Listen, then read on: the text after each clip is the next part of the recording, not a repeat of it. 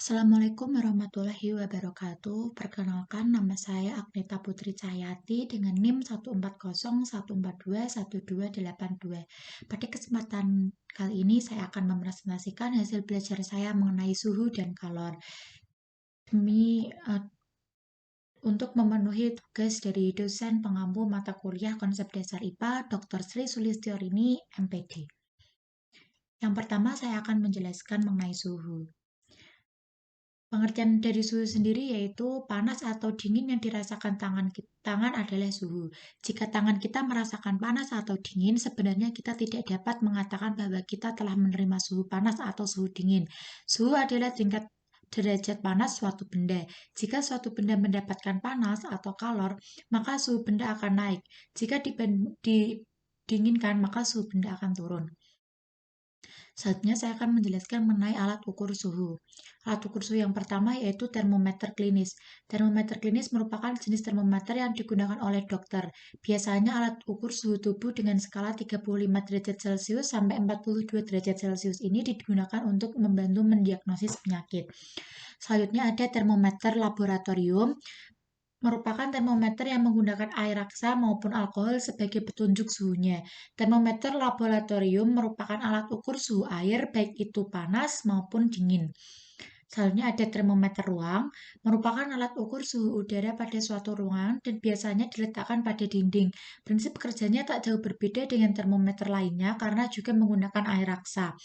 Selanjutnya ada termometer digital, prinsip kerjanya sama dengan jenis termometer lainnya yang menggunakan bahan logam sebagai pengukur suhunya.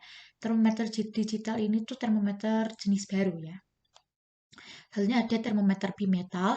Termometer ini menggunakan zat padat sebagai pengukur suhunya, yaitu menggunakan bahan logam. Prinsip kerja termometer jenis ini adalah logam akan memuai saat suhu panas dan akan menyusut saat suhu dingin. Selanjutnya ada termometer inframerah. Termometer inframerah bisa mendeteksi temperatur secara optik. Radiasi dari energi sinar inframerah ini diukur dan disajikan menjadi suatu suhu. Selanjutnya setelah tadi mempelajari mengenai alat ukur suhu, saya akan menjelaskan mengenai satuan suhu. Satuan suhu ada 4, yaitu Celcius, Fahrenheit, Kelvin, dan Reaumur. Celcius adalah skala pengukuran suhu yang paling sering digunakan di seluruh dunia. Celcius memiliki satuan derajat Celcius atau C, begitu lambangnya. Sebagai perbandingan dalam skala Celcius, air membeku pada suhu 0 derajat dan mendidih pada suhu 100 derajat Celcius. Selanjutnya ada Fahrenheit. Dilansir dari Lumen Learning, Fahrenheit adalah skala pengukuran suhu yang paling sering digunakan di Amerika Serikat. Skala Fahrenheit memiliki satuan derajat Fahrenheit, derajat F. Air membeku pada 32 derajat Fahrenheit dan mendidih pada 212 derajat Fahrenheit.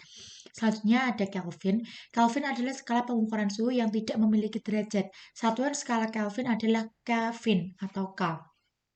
Sebagai perbandingan air membeku pada suhu 273,15 Kelvin dan mendidih pada suhu 373,15 Kelvin. Selanjutnya yang terakhir adalah Reaumur. Reaumur adalah skala pengukuran suhu yang dikemukakan oleh Anthony Verhault de Reaumur pada tahun 1730. Satuan skala Reaumur adalah derajat Reaumur R. Dalam skala Reaumur, air membeku pada suhu 0 derajat R dan mendidih pada suhu 80 derajat R. Yang kedua, saya akan menjelaskan mengenai kalor. Kalor merupakan salah satu bentuk energi yang dapat berpindah karena perbedaan suhu, yakni dari benda yang bersuhu tinggi ke benda yang bersuhu rendah. Jumlah kalor yang diserap atau dinikmati Z sebanding dengan massa Z, kalor jenis Z, dan perubahan suhu. Alat ukur kalor adalah kalorimeter. Selanjutnya, jenis kalor. Kalor pembentukan atau delta HF. Kalor pembentukan adalah kalor yang menghasilkan atau dibutuhkan untuk membuat satu mol senyawa dalam unsur-unsurnya, seperti berupa gas yang ditulis dengan rumus molekulnya. Contoh kalor pembentukan adalah C12O2Br2 dan H2. Selanjutnya ada kalor penguraian atau delta HD. Kalor penguraian adalah bentuk kalor yang dihasilkan atau dibutuhkan untuk mengurai satu mol senyawa menjadi unsur-unsur yang lain. Selanjutnya ada kalor pembakaran atau delta Hc. Kalor pembakaran adalah kalor yang didapatkan atau diperlukan untuk membakar satu mol zat, yakni unsur atau senyawa. Selanjutnya ada kalor netralisasi atau delta HR. Kalor netralisasi adalah jenis kalor yang didapatkan atau dibutuhkan untuk membentuk 1 mol H2O dari reaksi antara asam dan basa. Kalor ini termasuk dalam reaksi eksoterm karena adanya reaksi kenaikan suhu. Selanjutnya ada kalor pelarutan atau delta HS. Kalor pelarutan adalah jenis kalor yang didapatkan atau dibutuhkan untuk melarutkan 1 mol zat yang awalnya padat menjadi larutan. Selanjutnya saya akan menjelaskan mengenai perubahan kalor. Kalor bisa mengubah suhu zat. Masing-masing benda pada dasarnya memiliki suhu yang lebih rendah dari nol mutlak. Jadi zat benda tersebut pasti memiliki kalor. Kandungan inilah yang kemudian akan menjadikan penentu seberapa kalor yang dimiliki suhu benda tersebut. Jika zat benda tersebut dipanaskan, maka akan menerima tambahan kalor sehingga suhunya menjadi meningkat atau bertambah. Sebaliknya, jika zat benda tersebut didinginkan, maka akan melepas kalor yang menyebabkan suhunya menjadi turun.